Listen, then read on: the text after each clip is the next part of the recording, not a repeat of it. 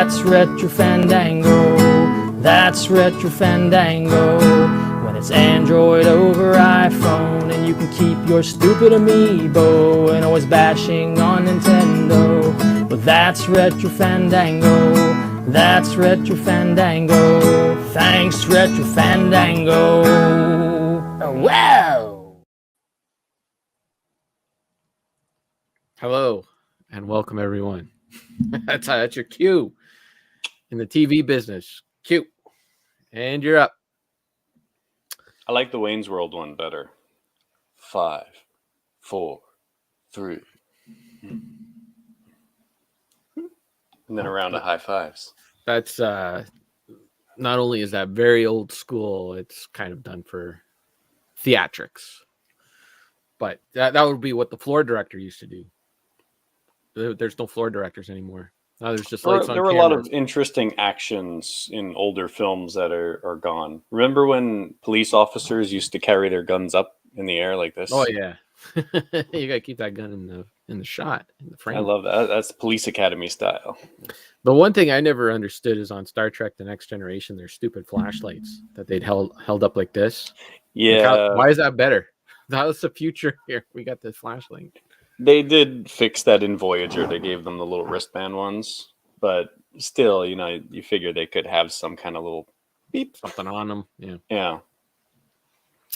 Welcome, everyone, to Retro Fandango episode 201. I am in my usual location. Richard is calling from outside.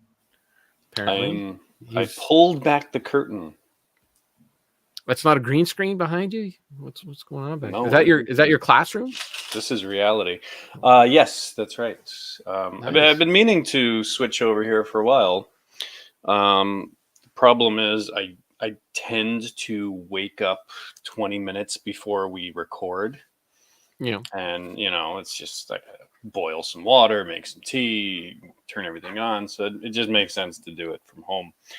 But I was waiting for the weather to get better. It's finally not freezing cold, so I can come over here and not have to wait an hour for the heat to kick in. And plus, I'm just old now, so I kind of wake up a lot earlier. Yes. That's not a problem. What is the deal with that? Why do you keep waking up earlier? Like before, I would never get up before. Like I've always been a bit of an early riser, but my early rise would be like 7 o'clock.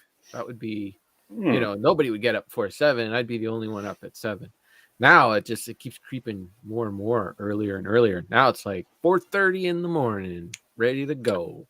I got up earlier because I had to go pee in the middle of the night, of course. Yeah. And I was like, oh, it's probably close to 5. So maybe I'll just stay up. And I looked at the clock and it was like 10 after 3. Yeah. I was like, all right. So I went to the bathroom. I went back to bed and I'm laying there. I'm like, I'm wide awake. Yeah. I'm not falling asleep. And it probably took me an hour to go back to sleep. And then I had a dream. I had a dream that I was late for this recording. I was like, oh no, it's like 6:10. I'm just moving now. The dreams that you have when you go back to sleep, those are always like the weirdest dreams. I gotta give myself more headroom here. It has something to do with the level of awakeness of your brain or something, and then you're susceptible to thoughts or outer stimulus or something like that. I can remember. I think that's the only difference for me. I can't. Usually, I don't remember my dreams, but those ones I do tend to remember. I think they're called Kafka dreams or something like that. Yeah. Anyways, let's do the house cleaning. Cartridge Club is doing March Madness with the Castlevania Game Boy Advance games. You can play any of the Castlevania games that came out on the Game Boy Advance. Those Metroidvania style games. Mm-hmm. And I think the original Castlevania came out on the Game Boy Advance, so you can probably challenge them and say, hey, this one counts too. Really? Oh, like a compilation. Well, I think there was an actual cartridge for the original Castlevania game that came out on the Game Boy Advance, and it was just the original game. Yep. Okay, and I don't know what's happening with RF Gen. I went to check on their site and they had nothing up for March. I'm always a little behind on the podcast, so I don't know if I missed something, but so far there's nothing there for March. Well, they got stuff on their shoot 'em ups. There's always a shoot 'em up thing going on. Yeah, I think that's like an alternate reality. Yeah, it's like a subcategory. Yeah. But the Beat the Bandy beat the Duke. I don't know who won last round. I didn't. I think Matt was the only one to complete the games. So Matt has totally changed the rules of the game. He what they say in politics. He moved the goalposts so he could win. I think.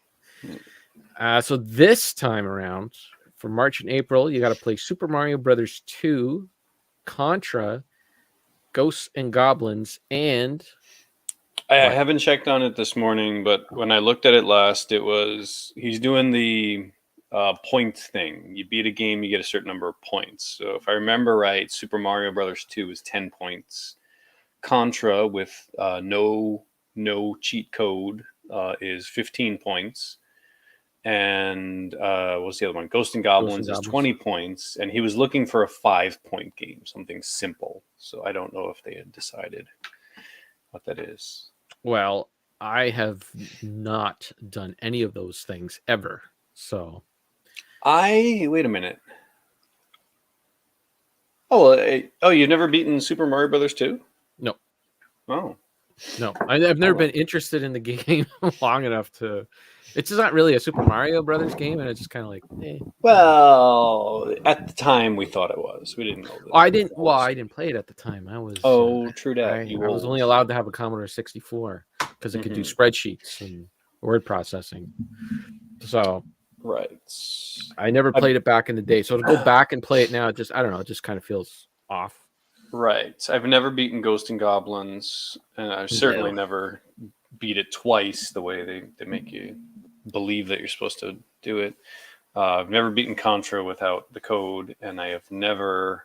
I don't even know if I've beaten Super Mario Brothers 2 straight through, because that was one I had a little pamphlet when I was a kid, and you could just warp ahead and start at a later level. Okay, yeah. Yep, nope, haven't done any of those things.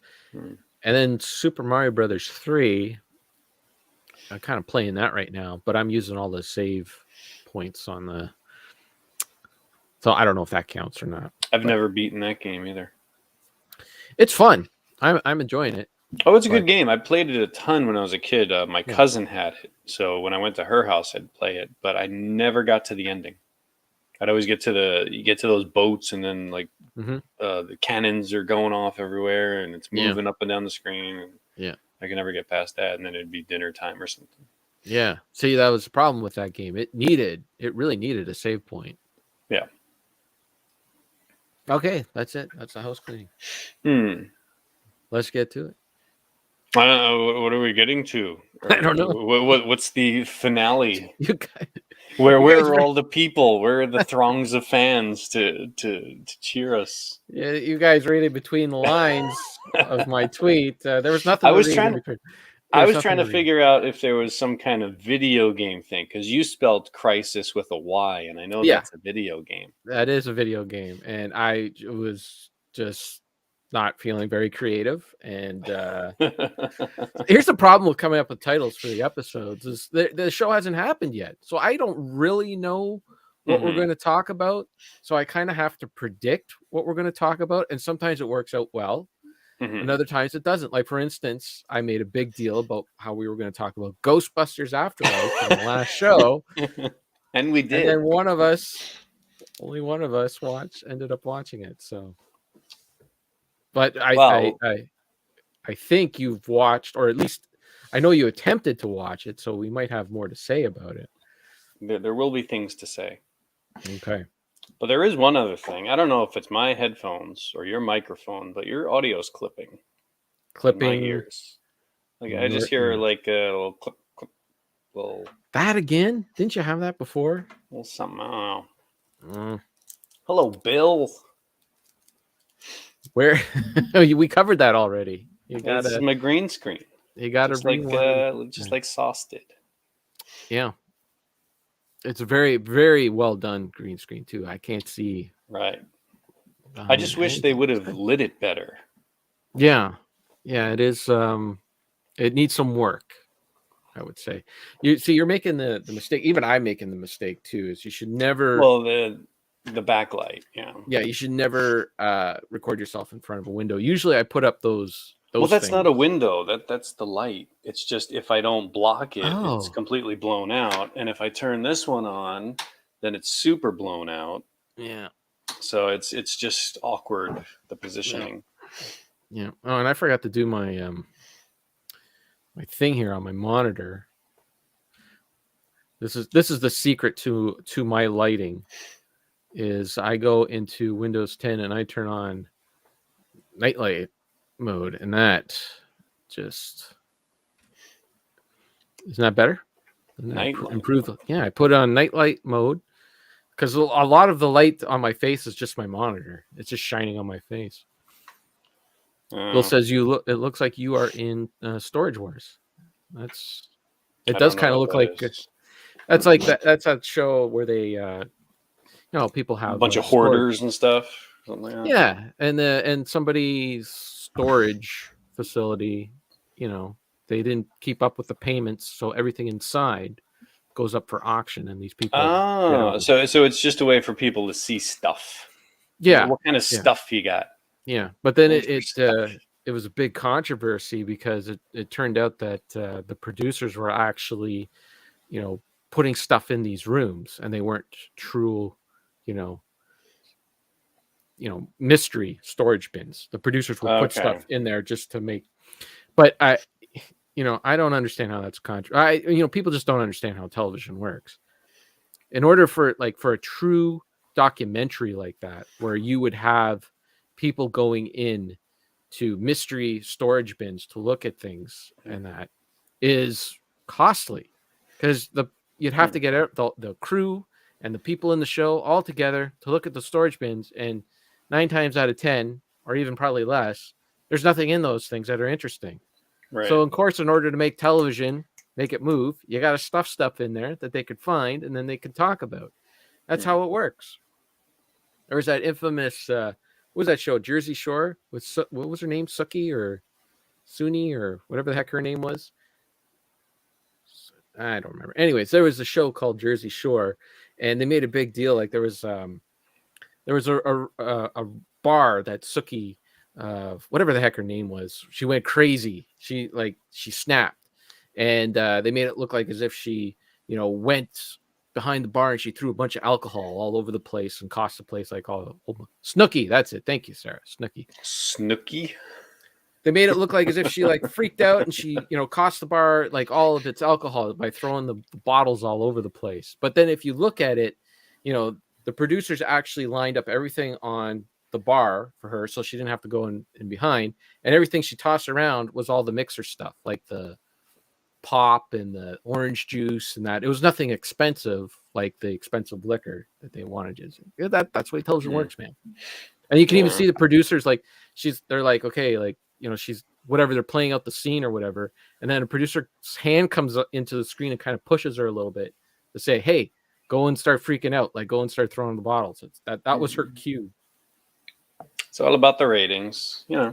I mean, that's the thing about documentaries. Even a real documentary, they make decisions to use this music, to put the camera in this spot, to manipulate the tone that they're trying to go for. So you could try to make it as unbiased as possible, but you still have to make some sort of a narrative decision when you're making a documentary. Yeah, TV is forget about it. That's just come on. We need people to watch. That's right. Well, you're gonna need to keep up to a schedule too. You can't be. It's too expensive. A true documentary takes years to put together an hour and a half. They're not going to put a 20-minute show on every week. Doing it in documentary style. And even a lot of documentaries, they kind of have to wrap it up somehow. So they find ways to get stories to end. There's always good thing about recording here is I do have some neat things to show. I got my storage stuff. Look, what do you got? Look. Oh my goodness! Klingon bird of prey. That is a nice bird of prey. It is, isn't it nice? I keep it on my desk. Where the heck did I had a bird of prey here. I don't know what happened to it. Oh, I knocked it off its base. Oh, I lost. Here It we used go. to be on top of my monitor. It must have fallen. I got the bird of prey here. Wait, give me a second here. I'll get you. It's all right because I can also show off the Defiant. Show that. Got a very nice Defiant. I believe these were part of, I think it was called the Eagle Moss collection. And then I've got a different one back here. This was a Japanese release. I've got the original Constitution class Enterprise, but then the cell is crooked. Yeah, It's a little had better wonky. days. Well, this one you put it together and it's not glued in. I It's see. snap fit. Why don't you glue it?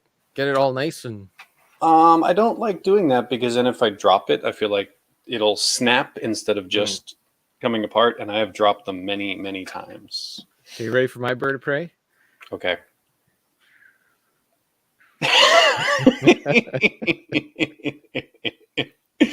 What are you laughing You at? got a tiny one. That's a good bird of prey. That's I the one got that they this- used in the back. You know, they put those in the distance, I got this like in when they spray paint potatoes and make them TIE fighters. My bird of prey is cool. It's all about what do they call it? Like it's an optical effect. It's just get it right up in the camera, and it's as big as you want it to be. Yeah, sure. Just zoom in real tight.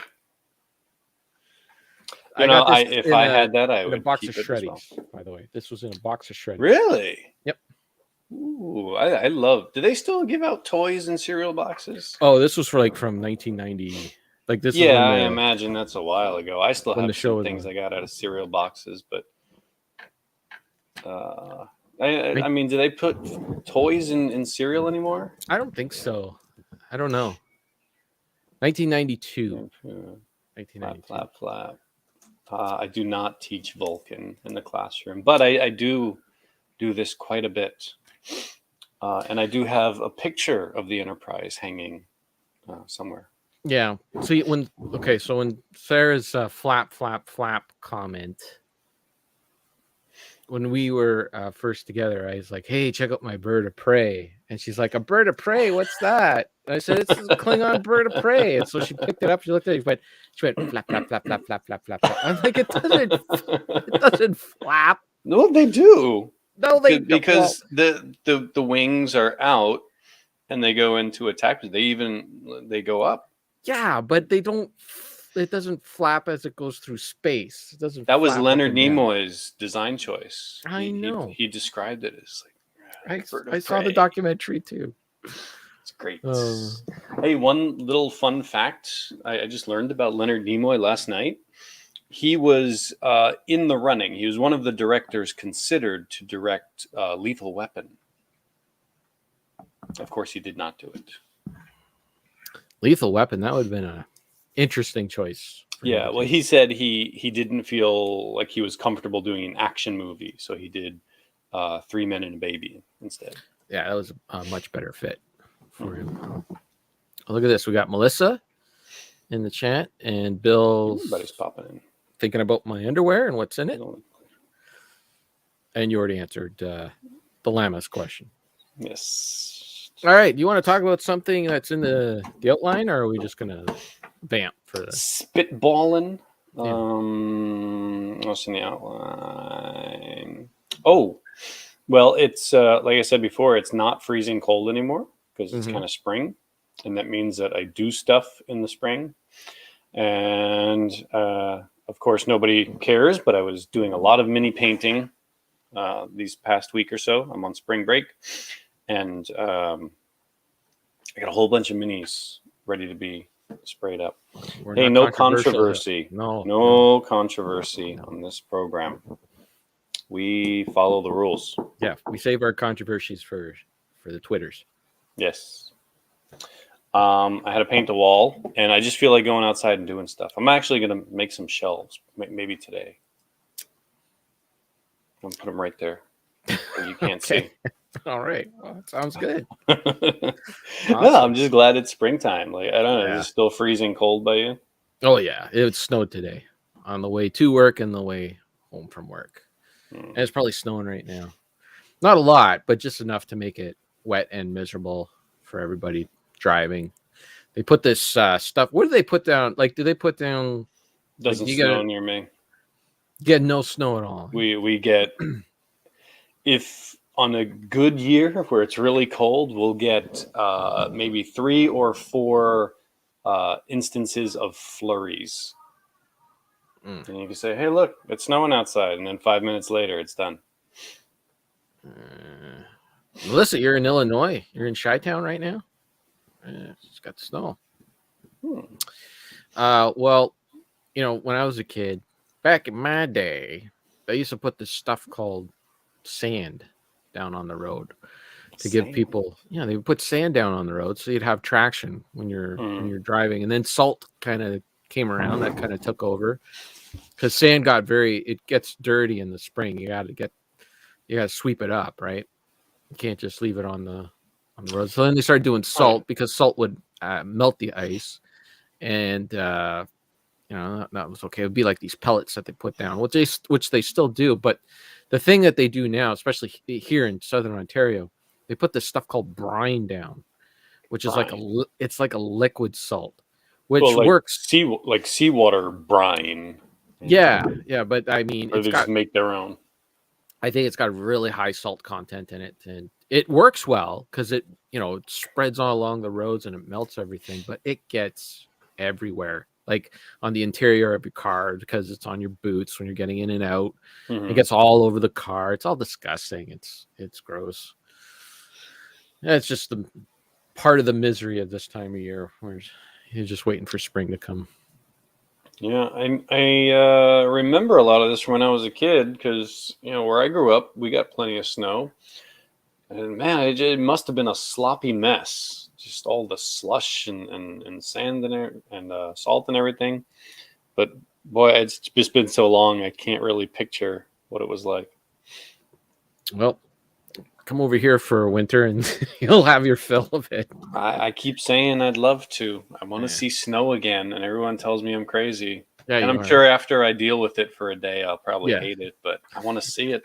It's great to play in and to take out the snow machine. And well, that's the thing is I'll be there as a tourist, as a visitor. I don't have to do anything. But commuting in it sucks. Right. Yes. Terrible. I remember a car being snowed in and not wanting to move it because we had, street parking. You didn't want to give up that good spot because if you dug your car out and went out, it's not going to be there when you get back. So instead, you just walk to work. You're just like trudging with your galoshes through the snow. Been a very long time. Well, you're welcome. You're welcome to come over and shovel and do all that fun stuff. Is that part of your midlife crisis? All of the dealing with the snow? No, not at all. That's just part of everyday life. No, I just I don't know. Like 40 didn't bother me, and all the years between 40 and 45 didn't bother. But then 45, I don't know. It's like there's no 90 for me. The chances of anyone making it to 90 is not that great. I'm probably there's always a chance of 90. There's a chance. There's a good chance, but probably not. I mean, my dad died when he was 64. My grandfather died when he was 64. So I probably got 19 years. Who knows? There's a whole lot of personal life choices that can make a difference. This is true. But it's also a lot of it is just genetics too, right? That is also true. So who knows? But anyways, in order to, I guess, ease my mind, the anxiety in my mind. Although I've been very good for a while, but just recently I've just been wanting to, just read a lot, acquire knowledge, because I don't know, like it seems like as if like you'll never have the answers to life, like to why we're here and what we're doing. Nobody has those answers, right? But there are a lot of answers to how we got here, and so I've just been kind of reading those kind of books lately, and it's been interesting and enlightening, and that is how I'm dealing with my midlife crisis. Is I'm going to read my way through it to and it's actually it's very therapeutic. It's actually helping me a lot. So like right now, for instance, the book I'm reading is called Sapiens. Yeah, nuclear winter will get us first. Apparently only if we send planes into Ukraine and piss off Putin. By the way, that whole war, I am confident in what they're doing. I know a lot of people are kind of worried. A lot of people are saying they got to send planes in there and all that stuff. But I think personally, I think that the West, NATO, has all intelligence in there, and they are getting reports on what they might anything that they might do will set that Putin guy off. And I think that's why they're doing things the way that they're doing right now. So I got confidence in them that I usually don't.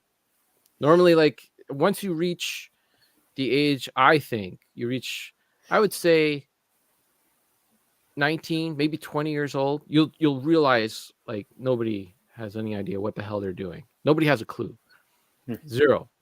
Maybe you'll have some faith in some higher up people, but then eventually that faith, nobody has any idea what they're doing. But when the Americans get down to war, they kind of have an idea what they're doing. I think I have some confidence that they kind of they know what they're doing in this, and they're taking the steps to do. So I gotta have faith in it, or else I'll be driving myself nuts.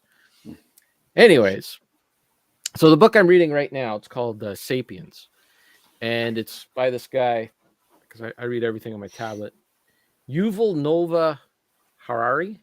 How the heck do you say that? Yuval Noah Harari. But that works. Anyways, the book's called A Brief History of Humankind, Sapiens. And it's about just our entire history on this planet as Homo sapiens, because human beings have existed on Earth for 2.5 million years, and for the most of that 2.5 million years, we've been just hunters and gatherers in groups of at the most 150 people. Not too many groups went beyond that for 2.5 million years. And it wasn't until the last 10,000 years that groups started getting bigger and bigger, and people started living in cities and that. And even, up until the last 200 years, it's been very rare for cities to grow past 1 million people. Now you have, millions, cities with millions of people in it, all over the place. And that's basically just what the book's about. It's big time. See, I was kind of approaching from the opposite perspective, where I don't think I've hit my midlife crisis yet. But when I do, I think I'm going to ignore humanity and just focus on my own world. Well, it is a crazy part. route.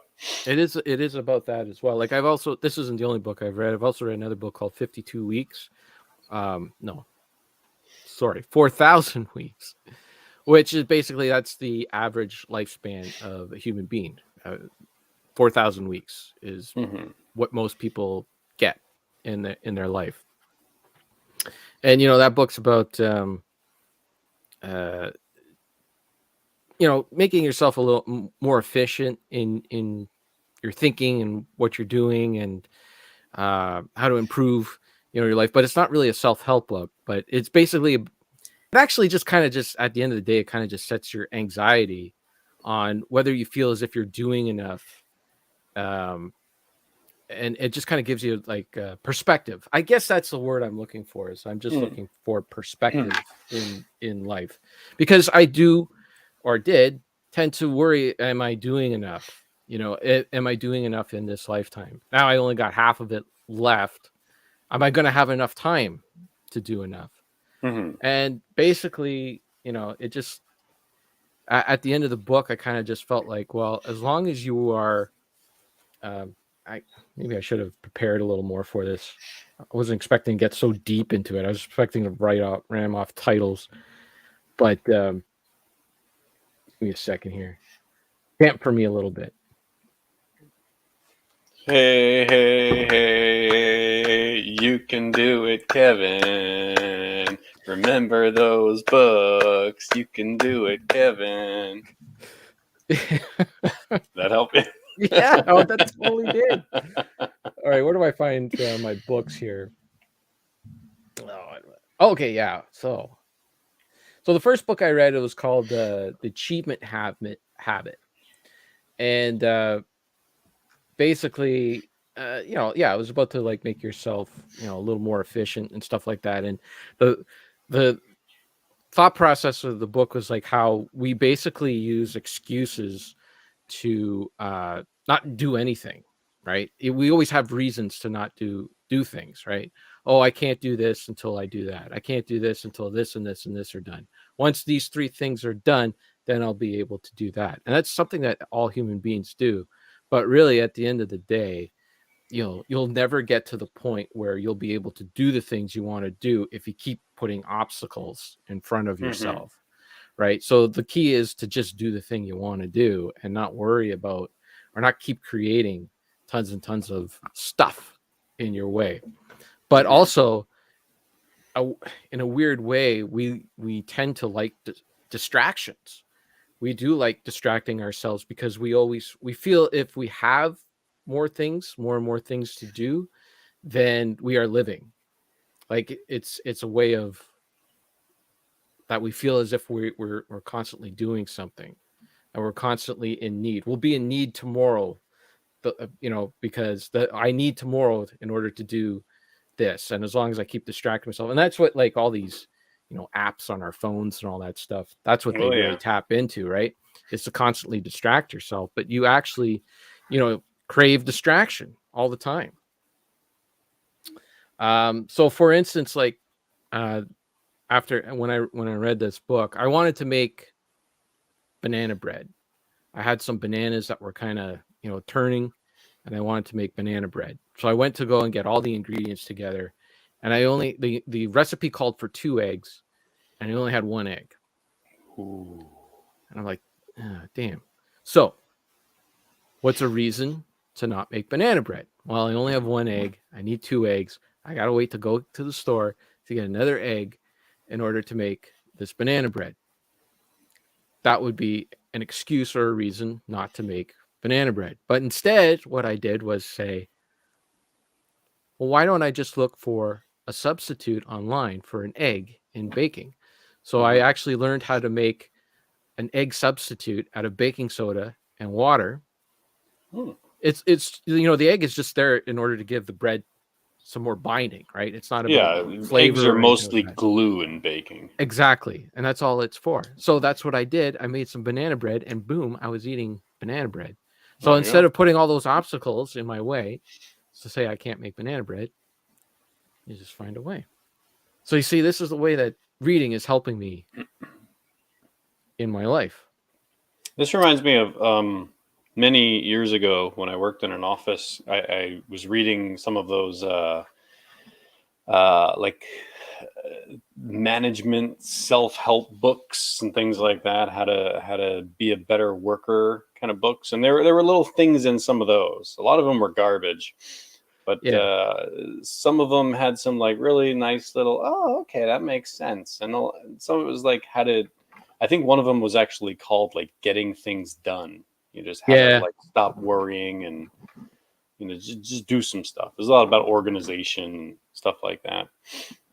But there are a couple little pointers from those that I've remembered. There's one that's a really famous book that it's actually a terrible book, but it's a nice message called "Who Moved My Cheese."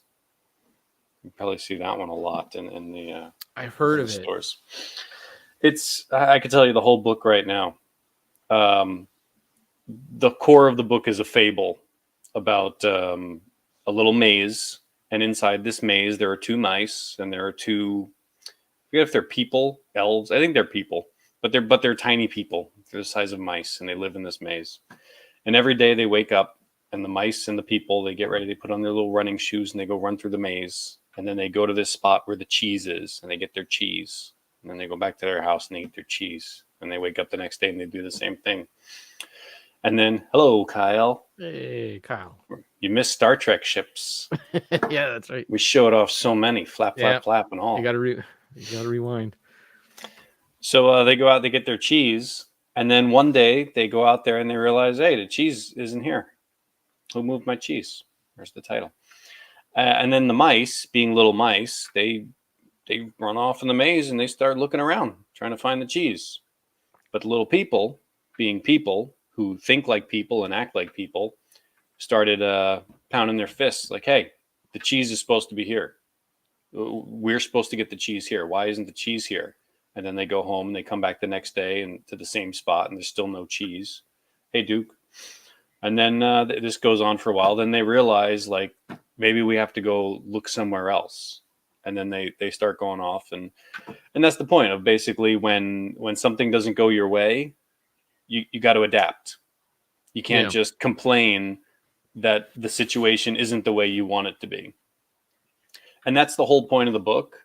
The only thing is, if you read the book, it starts out with a bunch of people getting together, talking about their lives and saying, oh, I have this problem and I have that problem. And then it's like a chunk of that space. And then someone says, hey, I heard this story. And then they tell that story.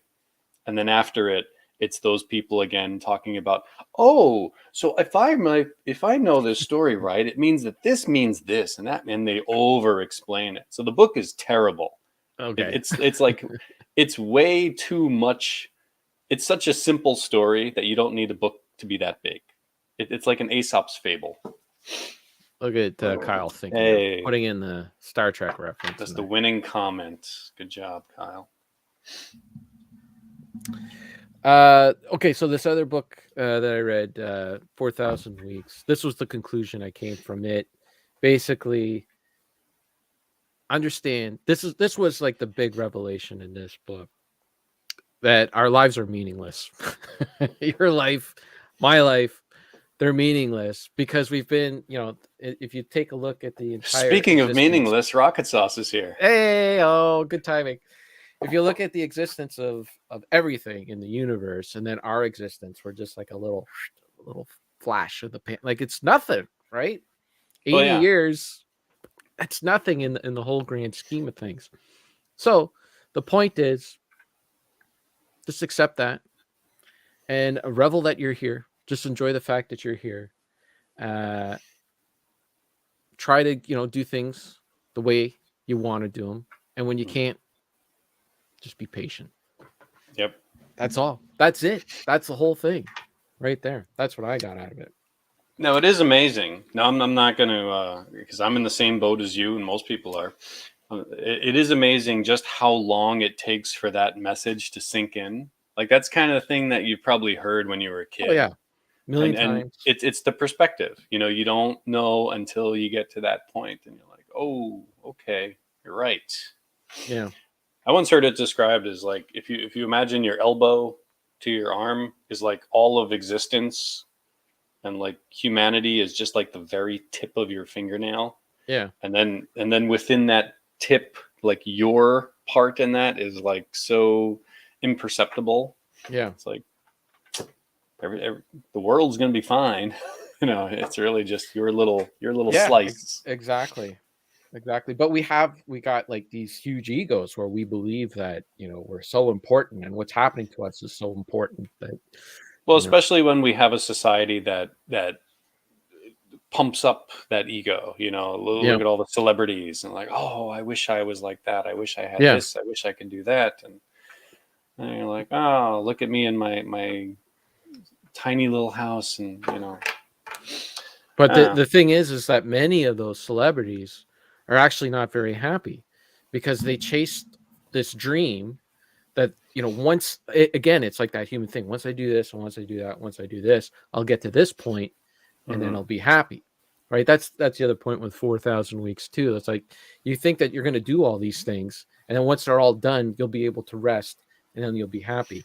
It's like the one story they described in there. It's like the business guy that goes on vacation in the Caribbean. And he's like, super business guy. He's got all these businesses and everything running. And he sees these fishermen and they're sitting at the dock and they're drinking beer, at 2 o'clock in the afternoon. So the business guy goes up to him and he says, "Hey, what are you guys doing?" They're like, we're just having a few beers and then maybe we'll go out and we'll catch ourselves some fish." And the business guy's like, "Hey, if you got up like early in the morning and went out and fished when the fish are biting the most, you'll be able to catch all these fish and you'll be able to come in and sell all these fish and then make a profit. And then with that profit, you put it, back into the company, and then you'll be able to buy, more boats, and you'll be able to hire people, and you'll get to the point where you won't even have to do any of the work, and people will be doing the work for you." So the guy sitting there drinking his beer says, "Okay, I'll if I do all that, what do I do once I have all these boats and all these people are going to be working for me? What do I do?" And the business guy says, "Well, you just sit back on the dock and have a beer." And it's like, yeah, There you go. there you go. What's up? So after reading those books, that's where I started with Sapiens. And Sapiens is, it's just interesting, like how, like, at the most hunter and gatherers, the most that they could get was like 150 people in a group, right? That was it. They just get 100. That was most. And then once you got to 150 people, like people would splinter off, right? They'd have like, I don't like the way this guy does, the guy that we put in charge. I don't like him, so I'm going to go and do my own thing or whatever. And that was just the way humans were for 2.5 million years. And then we started the thing that separated humans from, because there were other races of humans on the planet, right? You had us Homo sapiens, then you had Beavis and Butthead would have a blast with this name, Homo erectus, and the Neanderthals. They all existed at the same time, and scientists have tried to figure out why Homo sapiens carried on and why these other species of humans didn't, why they died off. And the best they can come up with, because Neanderthals had tools and so did Homo erectus, they had their ways of doing things and all that. But the thing that separated Homo sapiens from them was the ability to imagine things, to think beyond, like to envision things that didn't exist, right? Like, for instance, a monkey, because we're very close to the chimpanzees. I think Melissa's listening to, I think she rewound. She's back in the past. We're close to the chimpanzees, and chimpanzees, like if a chimpanzee sees a lion by the river, right? The chimpanzee has the ability to run to his little group of chimpanzees and say, "There's a lion coming," and all the chimpanzees will run up into the trees because there's a lion, right? Or if there's a vulture or some sort of bird, and the chimpanzee sees it, he's able to run into the forest and tell all of his friends, and they'll huddle down right into the ground. Mm-hmm. He'll have a different yell for that. So chimps have that's good. So chimps have that ability, right, to do that thing. But what they don't have is the ability to gather together and think. And he tells them that there's a lion by the river, and then they all think, okay, well, what can we do about this lion? If we do this and we do that, maybe we can get rid of the lion. Maybe we should go over here and stay away from the lion. Like they don't really have that ability, and that was what the other humans species didn't have, whereas we had that advantage. And once we were able to really start conjuring things in our minds, things that we couldn't see, that's where we were able to start grouping more and more people together, right? That's where we could start saying, like, people naturally wouldn't follow each other more than 150 people, but once you start setting down rules of law that would unite people, like ideas and concepts that would unite people, that would get like people who have never met each other to be able to think. Like, for instance, here in Canada, we have the Bill of Rights, which is basically like the Constitution in the United States.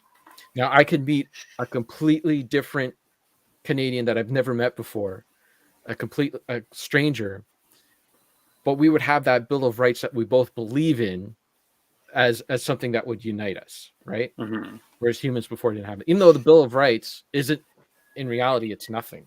It doesn't exist. It's just in our conscious, it's in our collective conscious that it exists. So once human beings were able to start doing that and start setting rules for each other, that's where they started to be able to gather together and do more things. And then the next big step in humanity was making agriculture. Agriculture was like the huge thing once we started, like, hunting and gathering, and we started making plants and growing only one certain type of plant in huge fields. That's where we started, getting more and more people together. But the interesting thing, what did I say wrong, Sarah? Charter of Rights and Freedom. Bill of Rights. Oh yeah, Charter of Rights and Freedom. Bill of Rights is an American thing. Bill of Rights sounded okay to me. Nah, that's an American thing. It's Charters of Rights and Freedoms. My goodness, that's embarrassing. By the way, a lot of those Canadian truckers, they're having their trial or whatever, and they're like, a lot of them are representing themselves, so they'll go to the courtroom, and the judge will say, okay, so what is your defense? And they'll say, my defense is it's my First Amendment right to, for free speech. Mhm. And the judge would be like, what is this First Amendment? But they're so indoctrinated with this American stuff that they believe that it is a term think. that gets thrown around a lot. Yeah, we don't have that. We do have, it's not necessarily called freedom of speech, but we do have something like that. But we don't have, and anyways, I don't remember what the heck I was talking about. Sarah, Well, it sounds to me like your midlife crisis would be better described as attaining a new level of perspective. You're not having a crisis. You're just seeing things in a different way. Yeah. Well, I find it interesting too. Like, all this stuff is really, it's just interesting. And I don't know, it's weird that I've never been really interested in it before, but once I hit this level, I'm like, maybe I should start like actually looking into like what the heck we're all doing here. What's this all about? Maybe there's So does that mean from like next week you're going to be like hippie new age, Totally. Yeah, I got some stones coming, some healing stones that I'm going to want everyone to buy. Mm-hmm. Yeah, sure. Nice. Start working on your dreadlocks. Thanks. No thanks. But anyways, yeah, I find it interesting. It's good. I don't know if anyone else finds it interesting, but that's what this show is about. Throwing stuff out there and seeing what sticks. Mm-hmm. I think Kyle may also be listening on a delay. I think he rewound. I think he heard starships, and yeah, he went back. Okay. Gosh, we went a while, and there's still a whole bunch of stuff here. Oh, let's go. I don't know. You want to talk? What you want to talk about? Well, you got unreleased. Well, I got one thing. Yeah, I think I might have mentioned this before, but I was going through an old laptop and I found a bunch of old videos that I never put up. I don't know if anybody's interested. I'll put them up. But are you kidding? People have been dying to see Vox content for years. Put it up. Well, I'll put it up, but just don't expect anything beyond that. Why? What held you back from releasing it? I don't know, because they were finished. I believe they were finished. As far as I can tell, they were finished. I don't know. I guess it was. I get the image that was going to be like the next push. Like I was going to do that, and that was going to be the new direction. I was like, oh, I'm going to do these, and that'll be great. And then maybe I just got busy or felt like, wow, this is too much work. I can't keep this up, and you get into that perspective of, oh no, but then I gotta, like, I'm committed to this, and then I don't know. There you go. See, people want it. Retro Rambox. The world needs it. I'll see if I put them up. If I put them up, I'll probably put them up on the Fandango channel. Oh, Fandango Because exclusive. well, I don't have anything on my channel anymore, so Your channel's taken down completely, or I think it's there. It's just empty. you can still post things to it. I think. Yeah, what am I gonna do? All right. Okay. Well, I've done the same thing, but it was more of like I finished the thing, and that felt like, that felt like the end product. Like it's like, oh, I wanted to make this thing and I made it. I don't really feel like showing anyone it. It's just Right, because you can make it, but do you need to, pardon the phrase, beg for praise?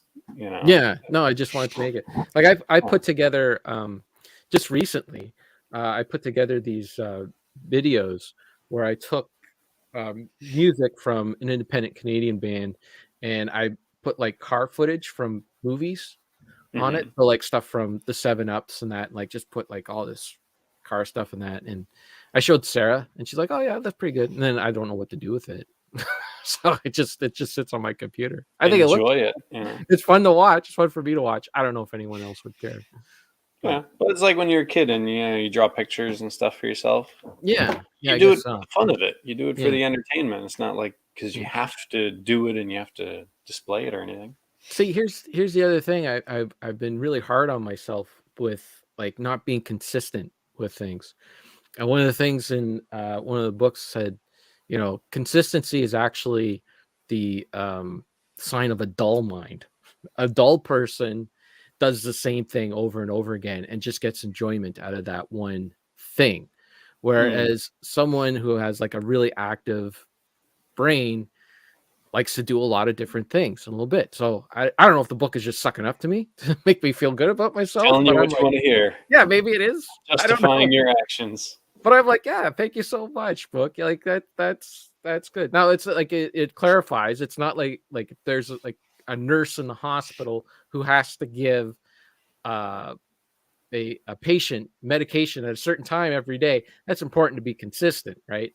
They're talking about like, doing things in your spare time, right? Yeah, and stuff like that. So when you drop one hobby for another hobby or whatever, that just shows that your mind is just constantly craving different stimuli, and it's perfectly fine.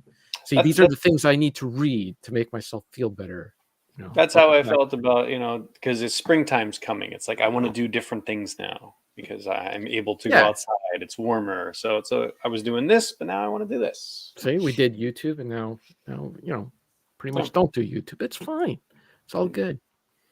See, and these are the things I need to hear, so I don't feel like as if I wasted the first 45 years of my life. I'm like, no, I'm doing fine. You're doing good. It's all good. Don't worry about it. So yeah, well, I guess the one thing a lot of people get upset about is they try something new and they put some time and money into it, and then they realize, well, I don't want to do that. Well, that you just learned, you wouldn't have known until you tried it. You don't have to feel bad. Maybe don't spend so much money before you really figure it out. But yeah, which I tend to go in a little too hard on with the money. It's sometimes. That's right. How's that airbrush doing? It's right over there somewhere in one of these boxes. In the box. There. It's over there. It's all good. Don't worry about it. You've been playing some games through your Crysis here? Okay, no, actually, I've only been, speaking of money, dumping money into a hobby. I've been buying things. This past week alone, I have bought over 1,000 games. 1,000. 1,000. You're of course talking about digital games. Okay. Yes. So what I did, well, the first thing I bought Sid Meier's Humble Bundle, which had a few of the Civilization games in it, and Railroads and Beyond Earth. And when I was a kid, I was really into the Sid Meier's games like Pirates and Railroad Tycoon. I loved all that stuff. Never got into the Civilization games, but they had them there in a bundle for $19.03 Canadian. Yeah, for like 3 games, for the 3 Civilization games, like 3, 4. Wait, maybe it was 4, 3, 4, 5, and 6, I think. And then Beyond Earth was in there. Railroads was in there, which I already have. So what the heck? Always been interested in those Civilization games. It seemed like a good deal. It's the first time I bought a Humble Bundle in a long time. It's actually the first time I bought any games this year. So I said, what the heck? So I got that. And then Sarah pointed me towards, the Itch.io or Itch.io. I don't know how to say it. But basically, it's an independent, it's a platform for independent games. Like people, just students, whatever. They make these games. And sometimes you get some, high quality indie games in there. And they had a bundle there to raise money for Ukraine. And it was like over 900 games or 950 games or something like that in this bundle.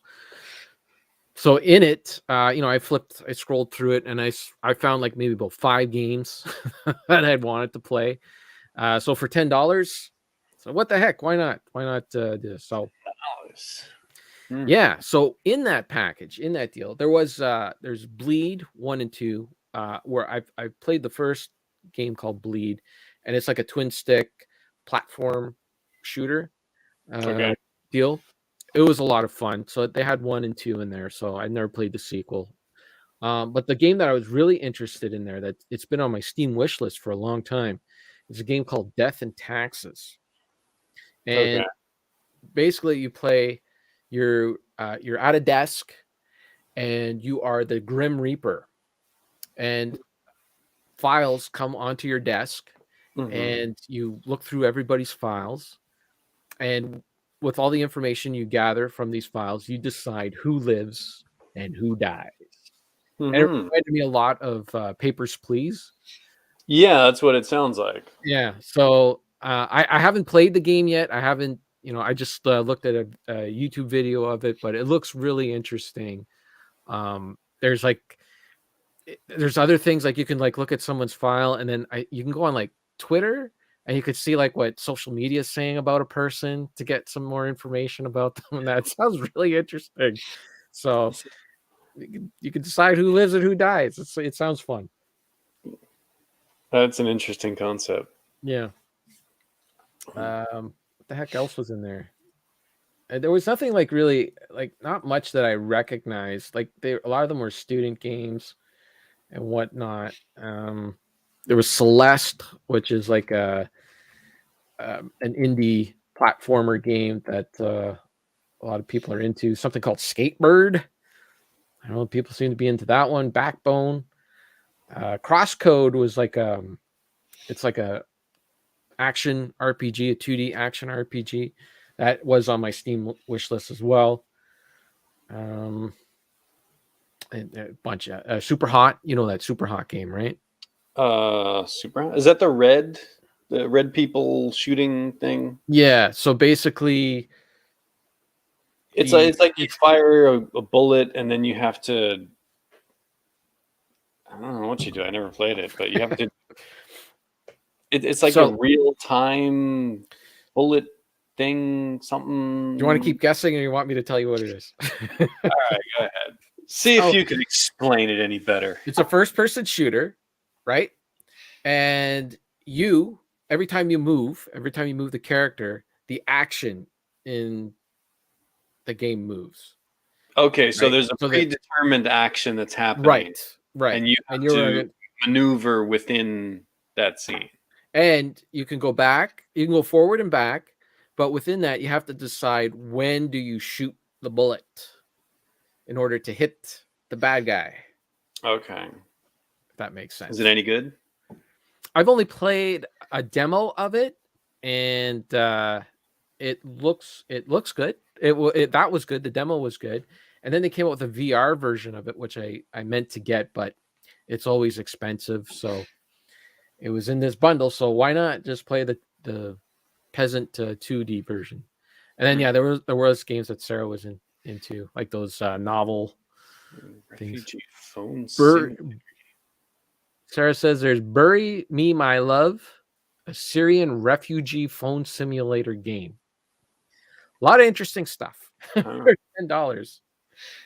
So what the heck? A Short Hike. I played that one. That one's like just a little platformer game. That one was fun. I think it was free on Epic Games.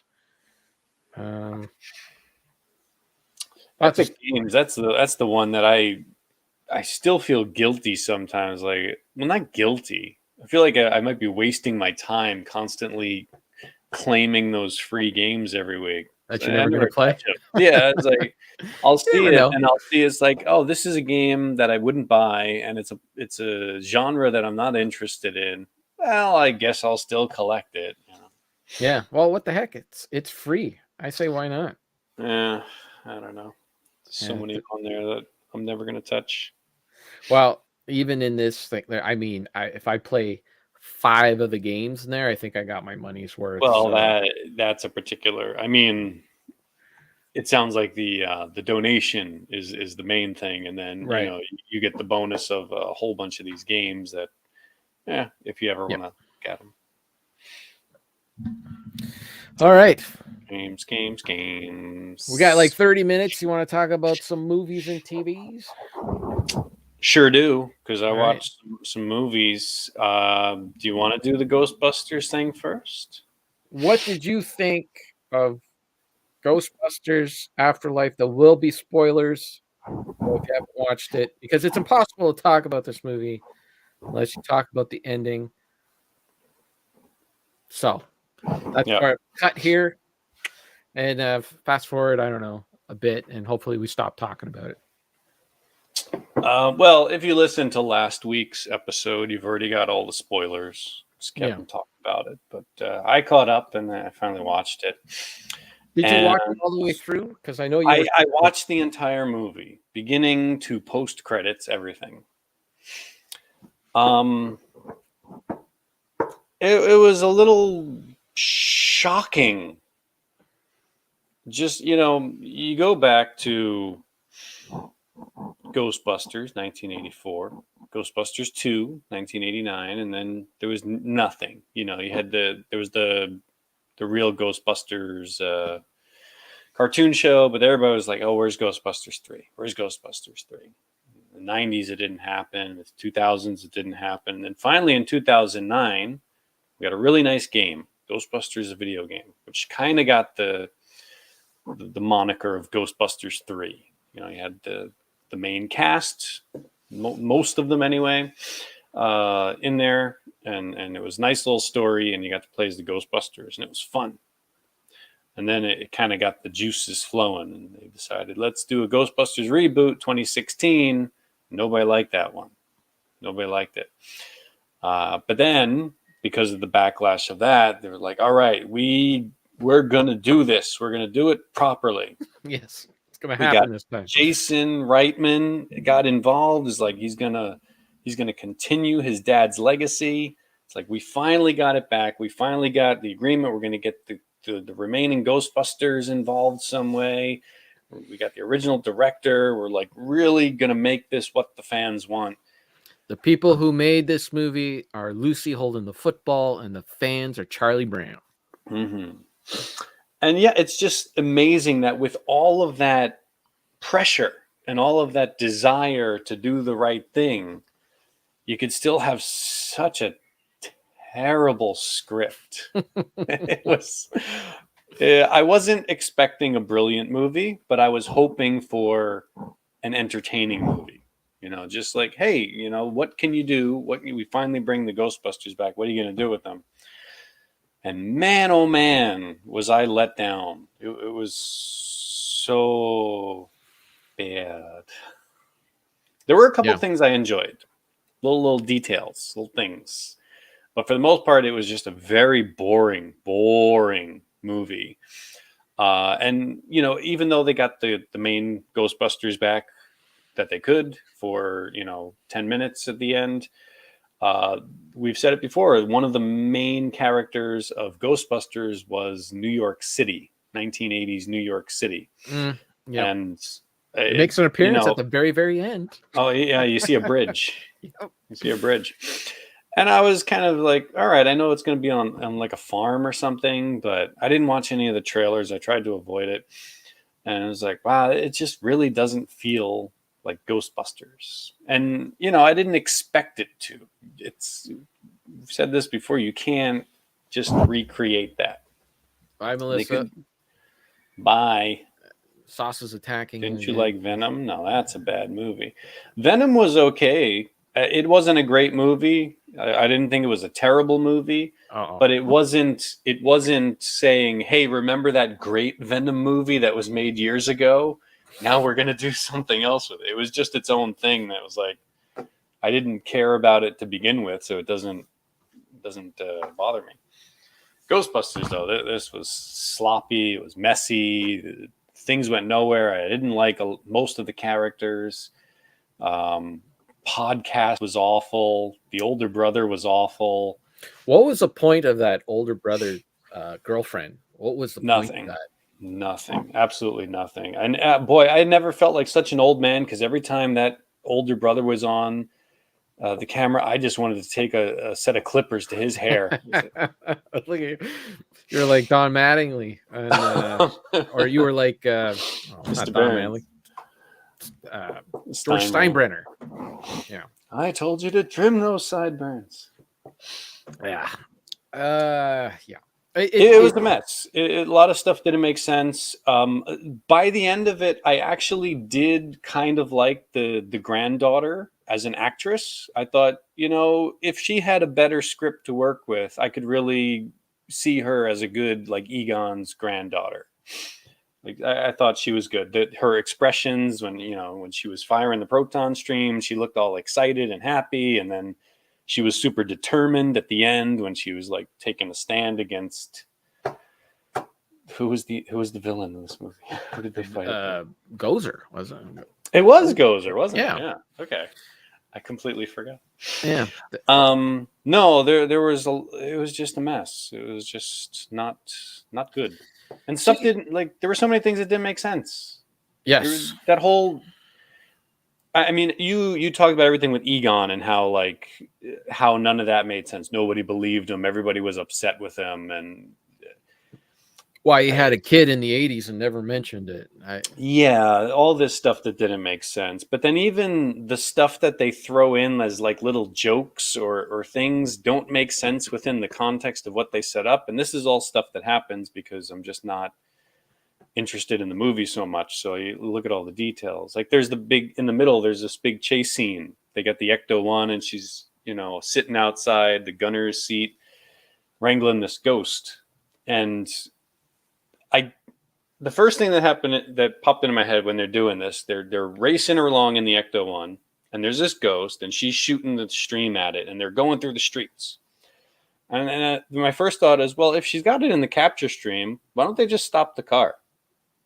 And then I'm thinking, well, okay, they kind of established earlier that the ghost slipped out of the capture stream. I was like, okay, so maybe that's why they're doing it. But then if the capture stream is not effective, why is she continually blasting the thing as they're chasing it? Because it's basically the same as if they're chasing it without the capture stream. And it's just because then, it looks nice and they're blowing up stuff.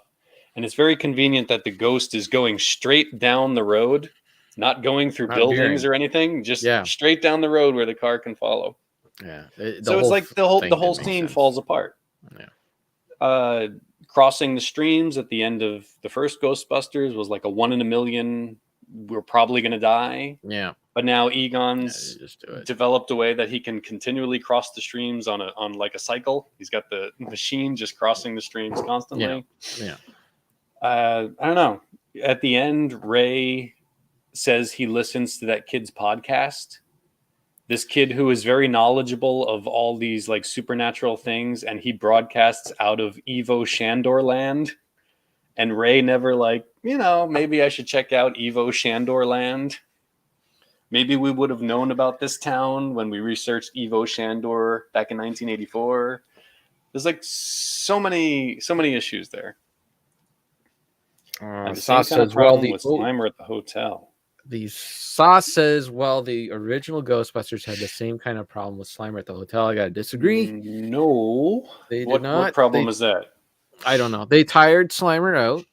They tired him out, and they got him. He was up on a chandelier, and they captured him there. Yeah, once they got him, like Slimer on him. Right, Slimer couldn't move. He was stuck in there, and his name isn't Slimer. It was Green Onion or Green. something. He was only named Slimer later. I was actually Yeah. surprised that Slimer wasn't in There was this. no Slimer. Yeah. I was very surprised. I mean, I imagine they're trying to get that Chomper or Gobbler, whatever they called Yeah. him, to be like the new Slimer. Well, yeah. Of course, they kept missing him. It was the first time that they. That's not. That's not what. I That's- think you got to rewind and listen to what Richard said. If a ghost is moving forward and you get the capture stream on him, the ghost is supposed to stop. He can't move. Right. Right. Right. Where was the car going? Why was the ghost still moving forward? It was the car being led by the ghost? Was the ghost Right. like, If you establish that the ghost was so strong and she was like a little girl, so it's like pulling her, right? and you got to like something like that. That would make sense, right? Like if she was just on a sled or something. And it was I mean, like just moving. the fact that But she the could car is- carry the thing. The original Ghostbusters put it on, and they had trouble when they're in their It like was heavy. 30s lugging Yeah. these things around. She's Yeah. running around with this. Should have knocked her on her back or something. Remember when Egon was first like, Yeah, of course. You know? I mean, the movie itself just isn't very good. It's like a weird mismatch of their Jason Reitman style for like 2 hours, and then it just switches into, oh wait, this is a Ghostbusters movie. We forgot, and then it switches into this thing. And what did you think of that Paul Rudd mini marshmallow? I get your point of that. It That really just felt like it out really of feels nowhere. like just Walmart. There's nobody in there either. I It's swear completely empty. they finished the movie. The movie was done, and it was in the back. And then somebody was flipping through the channels. Oh, Baby Yoda, we got to do something like that in the Ghostbusters. And they went and they said, let's do mini marshmallow. The only thing I'll disagree with on that is I think it may have been put in there simply because at the end of the movie, the podcast kid is covered with marshmallow. And it was just, well, we have to put that image in there. It's just like him walking around with the microphone because Ray was walking around with the camcorder and the recording equipment. Like, it's just recreating those images. Yeah. But you got to do, you got to do more than just recreate stuff from. There was so much in the movie that just felt like, oh yeah, I remember that from Ghostbusters. Oh, I remember that. I remember. It was so just forced in there. It didn't feel natural. Like in the video game does the exact same thing. I'm not gonna say no, but they found a way within Ghostbusters logic in order for it to make a little bit of sense for what was happening. They got all these artifacts together in this museum, and it was all Gozer artifacts, and that's how the freaking ghosts came back. So it kind of made sense. Well, also again, film versus video game. Narrative film, you sit and the director controls the direction of everything you're seeing. Video game, you can walk around, you can look around corners, you're in control of the pacing and the tone a lot of the time. So it's a totally different medium. Sure. You want to be able to run around and play in the ghost house in the a lot of the references to the movies was in the firehouse, which it was all put in there for you. It's totally different I don't know. Again, it's just not a very good movie. It's definitely not a good Ghostbusters movie. And the Ghostbusters themselves, even though it would have been fun to see like the older, out of shape Ghostbusters, they're just too old in this to where like I can't even tell if Bill Murray is not caring or if he just can't deliver the dialogue. Like you reach a certain age, you can't hit that rhythm. A lot of the jokes that they pen there, you can see how you want it to come out, but Ray does the whole like spiel again as a representative of this. I order you to da da da, and then Bill Murray does his bravo. But the chemistry is not the same with these old men anymore. Well, because a lot of what was in Ghostbusters, it was Harold Ramis's dialogue, which you're completely missing. Because he punched up that script to the point where everything that was coming out of, because a lot of Bill Murray's deliveries, it sounds like as if he's just saying it off. That's the brilliance of him. It sounds like as if he's ad-libbing, right? Like nobody, like it's just but a lot of it was written by Harold Ramis, which you don't have There's no Harold Ramis. Yeah. And one thing that the video game had was Harold Ramis right in those lines. So Very true. One thing I did like, the Ecto One stayed miserable and dirty the entire time. I thought that was nice. They never took the time to like to clean shine it it up. up and wash it off. It's Okay. just like, no, it's just What piece of happened junk. to all the crap that they put on it in Ghostbusters 2? Why does it look like the Ghostbusters 1? Why Because doesn't it this look is like a sequel 1A? to Ghostbusters 1. They took the occult. They took Ray's occult and were like, That all was right. it. That was it. Did you notice that basically every Ghostbuster had two scenes, right?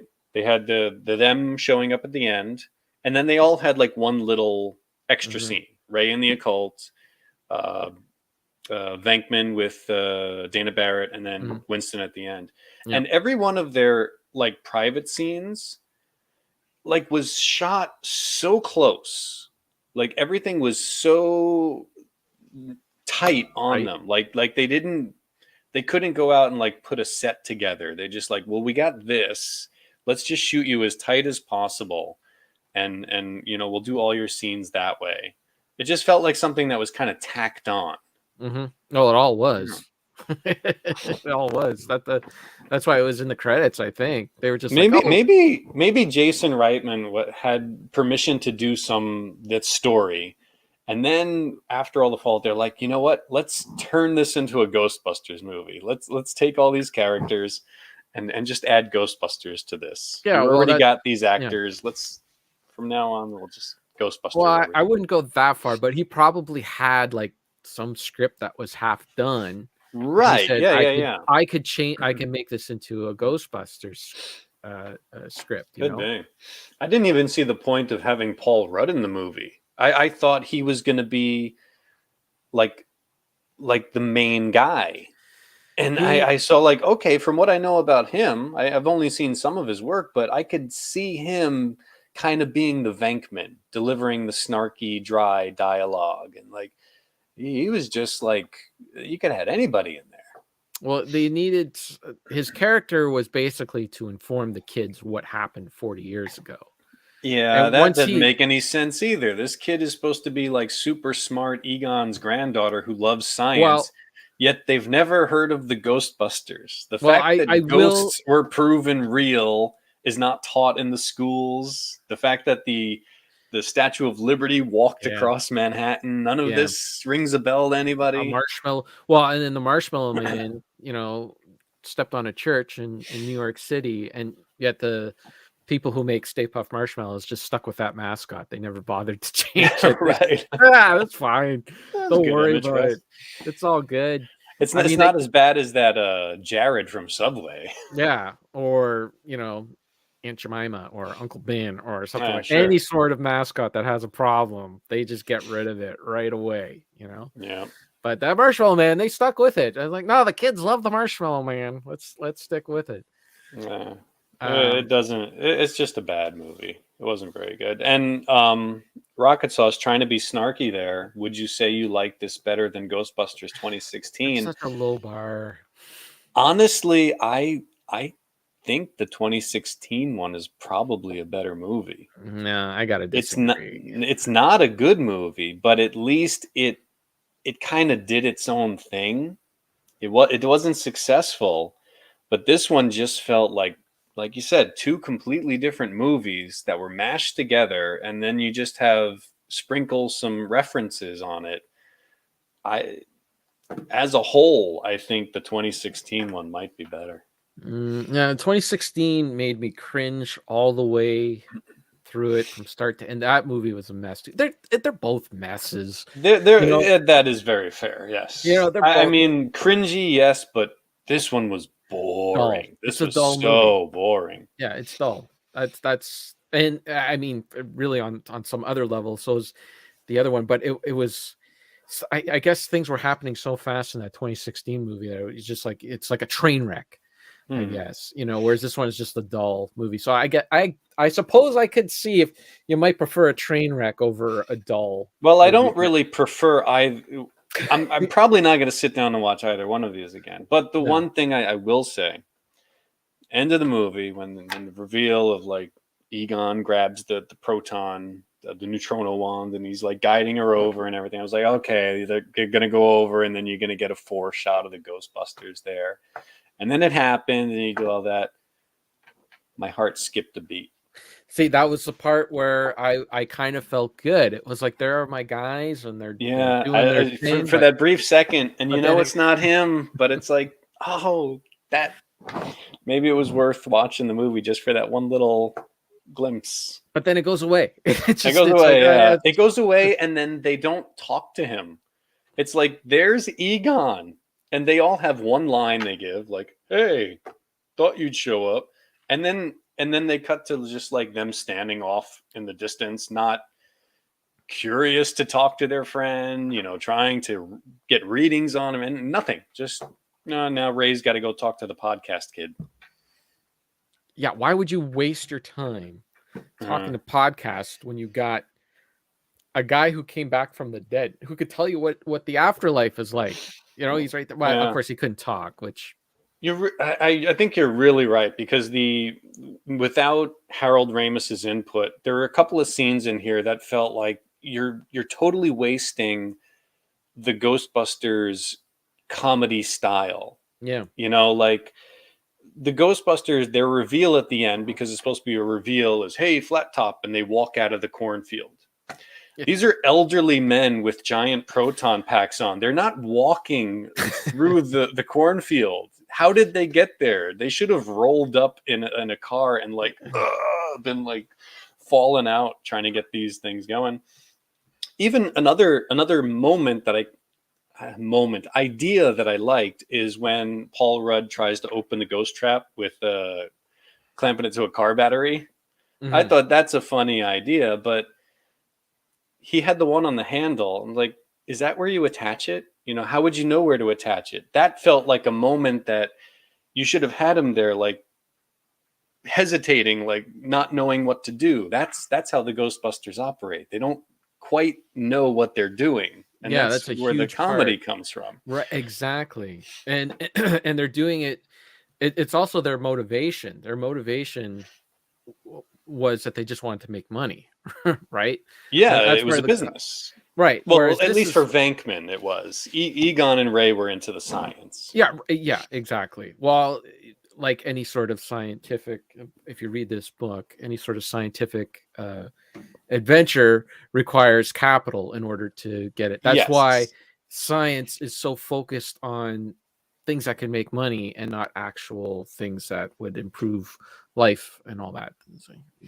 But anyways, so that is the mesh of it. But anyway, like, if you think about the first, the Ivan or the Jason Reitman part of that movie, and just think of it punched up a bit with Harold Ramis dialogue, how much better I think it would have been.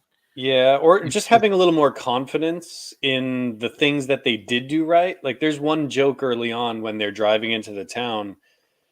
The son is on his phone. He says something like, "Oh, there's not even one bar," and then the mom says, "Oh, there better be at least one bar," and immediately after that, the daughter says, "Ha ha, that's funny." Probably because they showed that joke to people and they didn't get it. She's referring to alcohol, Yeah. But like, I don't even know if I got the joke because I didn't have time to think about it, because the daughter says, "Ha ha, that's funny." Like, get it, audience? Yes. You're supposed to laugh. This is a funny line. It's a pun. So, it's like, that's the kind of line that should be buried. And maybe if you didn't catch it the first time, you might catch it on a rewatch. But that's all this movie had for jokes, was that. It wasn't like a one-off joke. Like, when you think, like, there's so many one-off jokes in the original Ghostbusters that, like, they don't, like, it's not even played for laughs. It's all played like serious. And you might not have even caught it, the first time. Oh, absolutely. I love it when you can go back to a movie and discover something that you didn't notice the first time. Yeah. If your script is good and you have enough good things in there that people are laughing and having fun, you can still bury those things and not Yeah. worry that they didn't catch it the first time, or worry that, you know, it comes after a laugh and people didn't pick up that next line of dialogue, you know? Like when the police bring in the first Ghostbusters movie, when the police bring Louis Tully to the Ghostbusters fire hall, and Egon inspects him because, you know, the guy's acting crazy. Cops don't know what to do with him, so they bring him to the Ghostbusters, right? And Egon like takes the PK meter and looks at him and says, "You better bring him inside." And Janine, you know, she's like in love with Egon. She says, "You know, you're a real humanitarian for taking him in." And Egon's line is, "I don't think he's human." Right. But it's not played as a big joke, right? It's just a Right. throwaway line, and the story moves on. Like it's not. Yeah. It's not even them facing camera. They're already turning and heading back in. It's Right. like, for Exactly. if Where you're paying attention, you get it. right. Exactly. Whereas like it just feels like in a movie like this, that whole thing would have been set up with a camera and get everything right and get the reaction shot from Janine when he says that, and you know Right. where that wasn't the point of the joke. It's just meant to be a one-off joke, and you keep moving, you keep going on. Yeah. But it's friggin' brilliant. And but that's the other thing too, is Ghostbusters is, when I think back to all of my favorite films, most of my favorite films, the pacing is like spot on.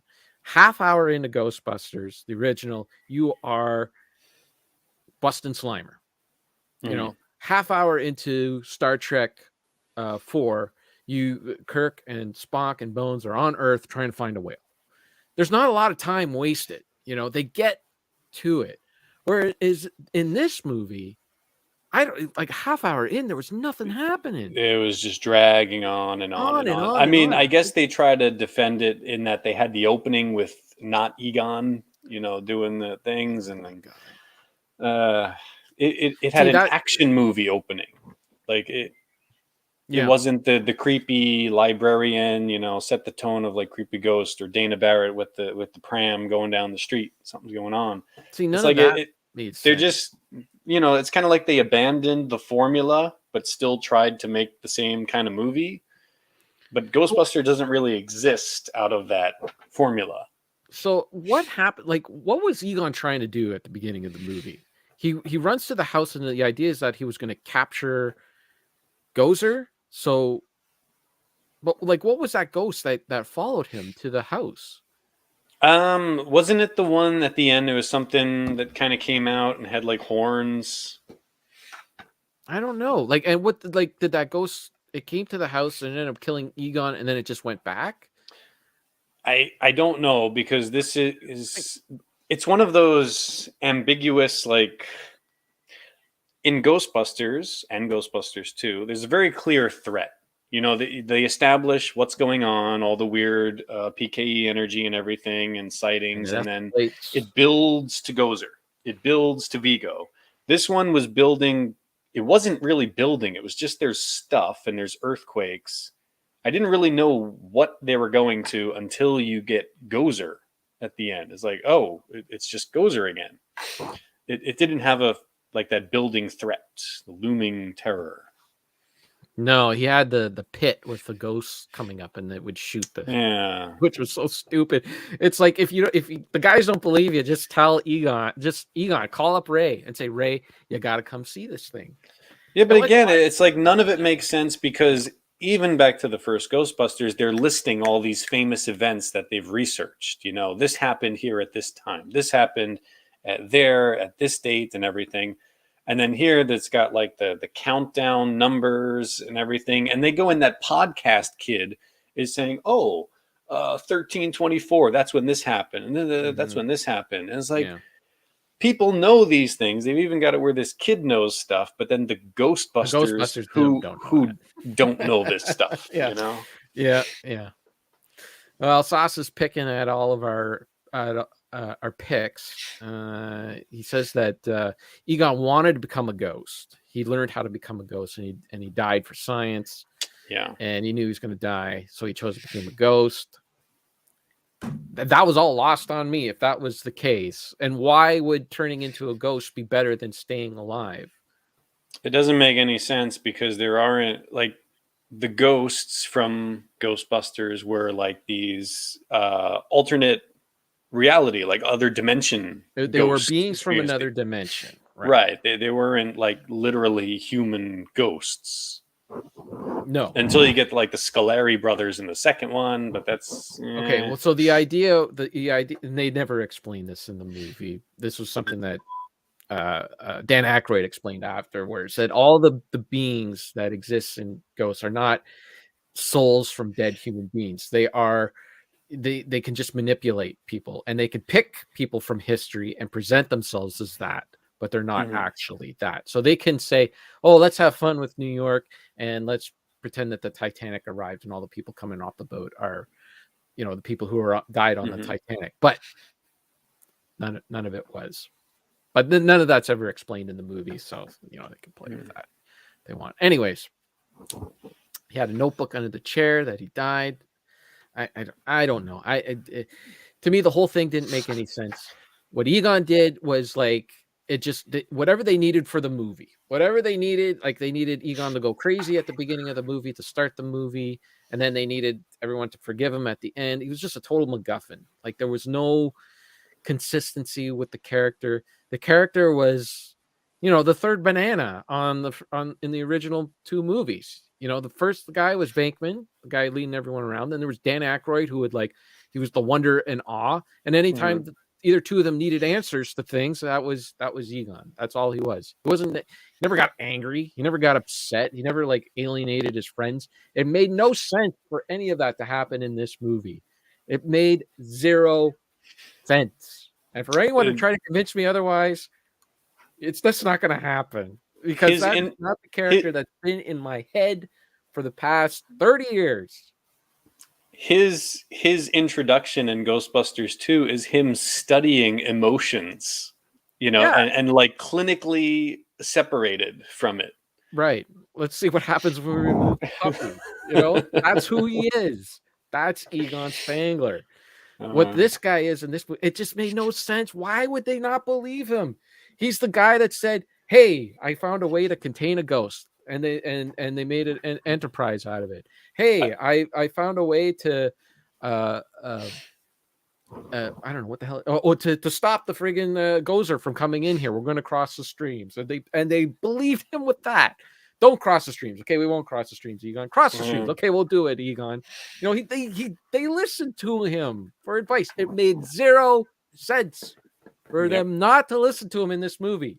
0.0 sense. I'm with you. Makes me mental. Anyways, what else you want to talk I don't know. about? I don't know what's worse now, Star Trek talk or Ghostbusters talk. I don't know what clears out the forum. Well, here's the problem. They keep ruining things. They keep messing it up. If they wouldn't mess it up, good people, that goddamn Rambo from 2008. That was a good movie, man.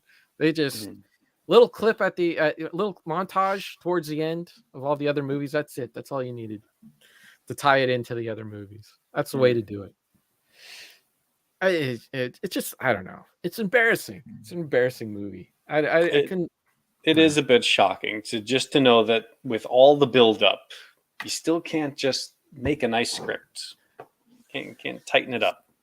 I mean, I commend them for wanting to do something different. Because that's a big complaint with Ghostbusters too. Is that it's just the first movie over again. But it's not good. Well, That's the only problem with it. It's just not good. The one thing I was kind of surprised, I forgot about, is at the beginning of the movie, they got that Ghost Core logo. I was like, they're still doing something with this. Yeah. And it occurred to me, it's really not difficult. If you just want to make money off of the Ghostbusters brand, it can't be that difficult. You can slap together some TV show and put a whole bunch of new actors in and give them proton packs and have them go out and catch ghosts every week. And people will complain, well, it doesn't have the right chemistry, the characters are bad.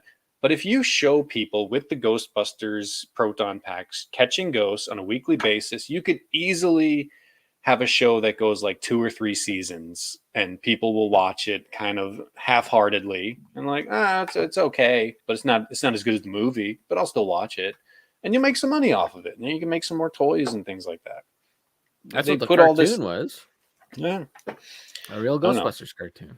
One other little thing I did kind of like about the movie is the part of me that likes the Ghostbusters equipment, and they did have some nice close-up shots of They the. did take a lot of shots of the Ghostbusters equipment, which kind of, I don't, I gotta Destroys the say, myth a little bit. Yeah. exactly. I kind of didn't like that. Part of the beauty of that is they hardly show the equipment in the original movies. There's no close-up shots or anything like that, and it adds to the mystique.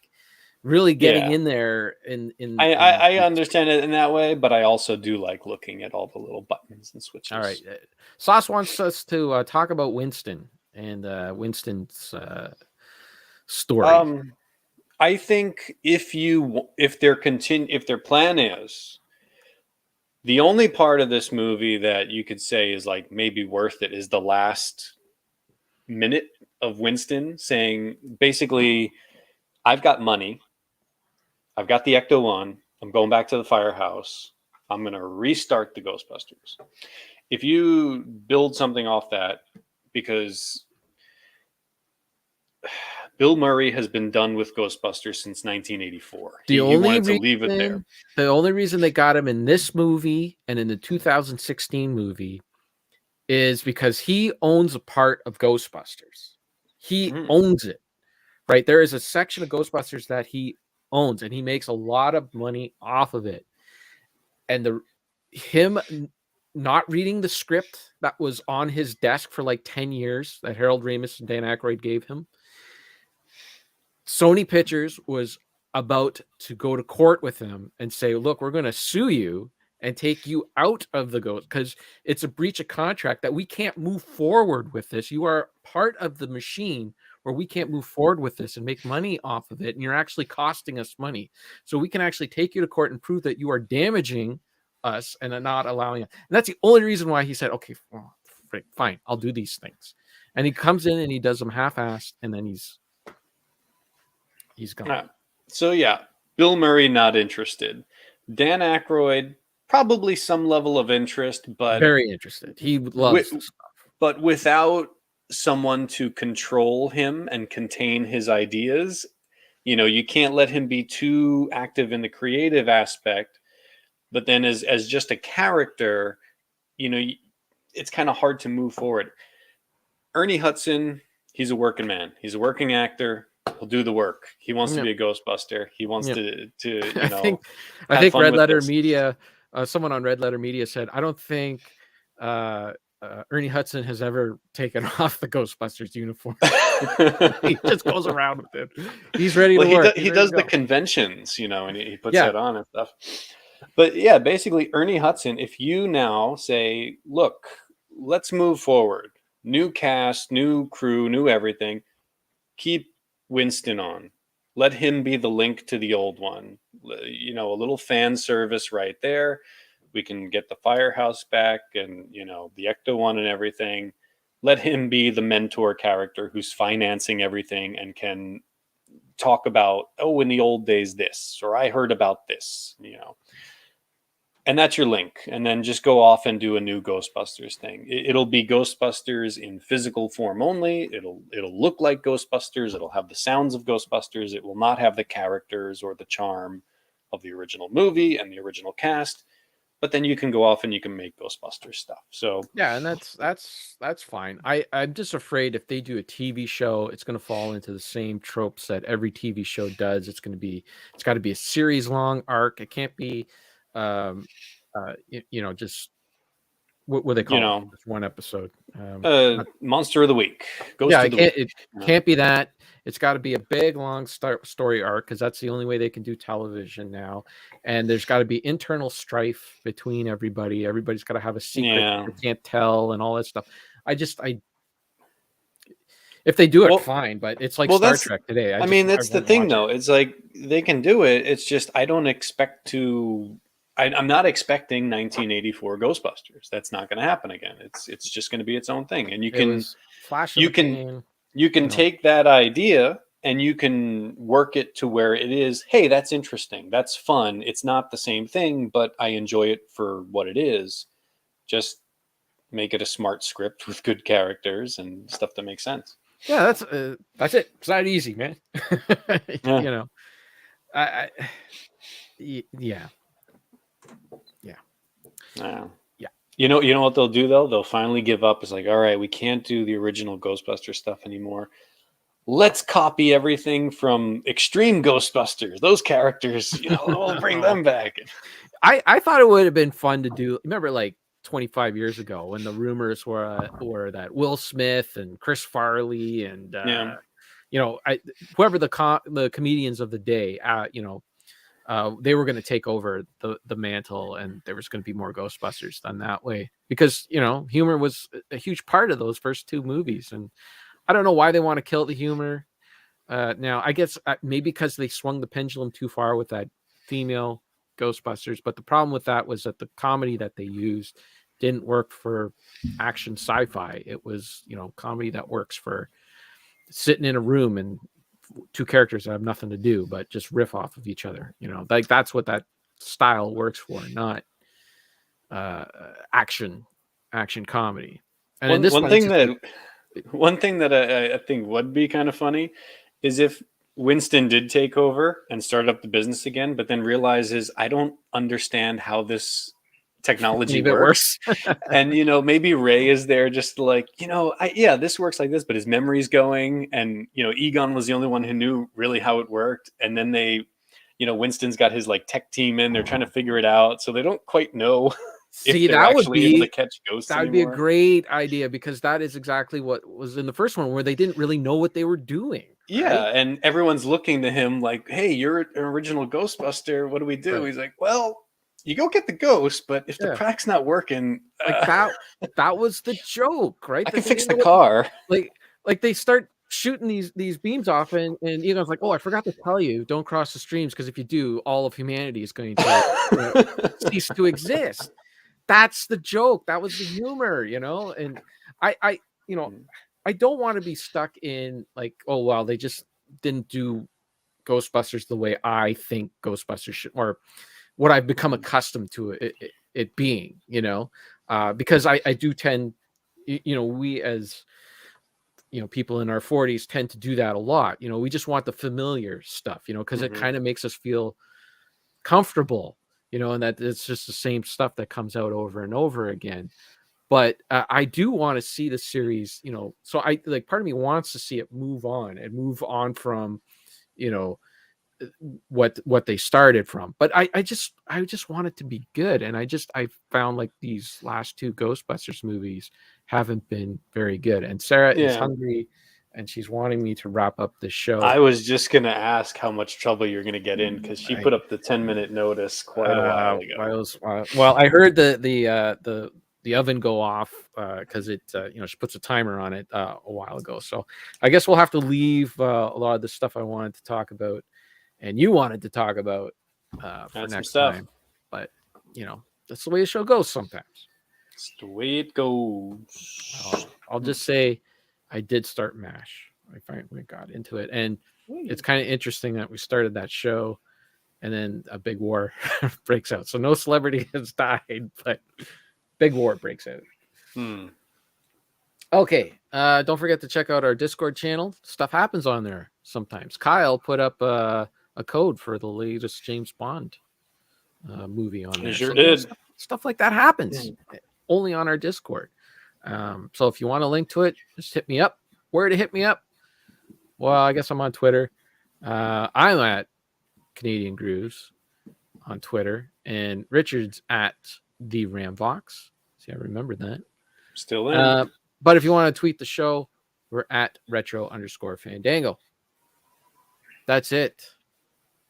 I better go, or I'm in trouble.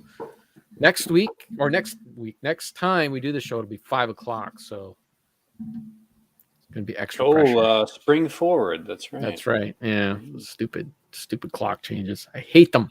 It's still gonna be 6:00 for me. All right, that's it. Thank you for watching. Thank you for listening. We'll see you next time. Ditto.